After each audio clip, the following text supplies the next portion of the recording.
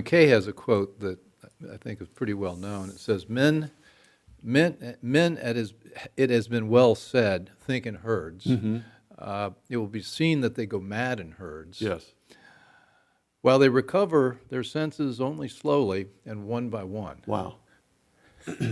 And what would he have thought of social media, in which we have direct access to extreme outlier events in real time at the speed of light in video form on our bodies? Well, let's Yeah. dig into that. Talk about the social media's effect of accelerating whatever the bad things are coming from this. We're convinced that this is the key thing, that this is Okay. what makes this different from everything else. You can always say, well, the media hates the president, which is true, and that's a relevant fact. The media has an incentive to terrify people, which is true, but that's always been true. I mean, it's scary stuff.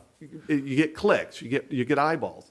What happened now that didn't happen in 2009, under President Obama, we had a type of flu that was really worrisome.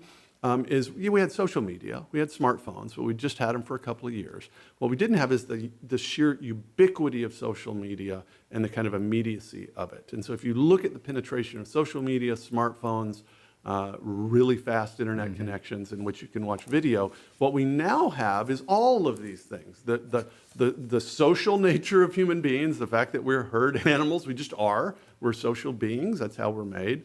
Add to that the incentives of the media in the United States to hate the president and to always be adversarial now under whatever happens, and then add social media and its immediate effects. And I think it required all of those things in order to have the kind of social pandemic that we're experiencing. I'd say this is the first real global social pandemic that we've ever had. None of the examples that Mackay talked about in his book, of course, were global. They were in the Netherlands or maybe the Crusades. Tulip Bowl. Exactly. Yeah. This was global. It's not like it's just happening in the United States. And in fact, there are just a few outlier countries, surprisingly like Sweden, that somehow managed to resist it. Otherwise, almost everyone has participated in this. So you call it the social pandemic. So that's sort of what I think is the pandemic of fear. Is that That's the right. same thing? Exactly. I mean, we're really this. Exactly. There's two contagions. There's a viral contagion and there's the social contagion. And the social contagion will ultimately be much more destructive of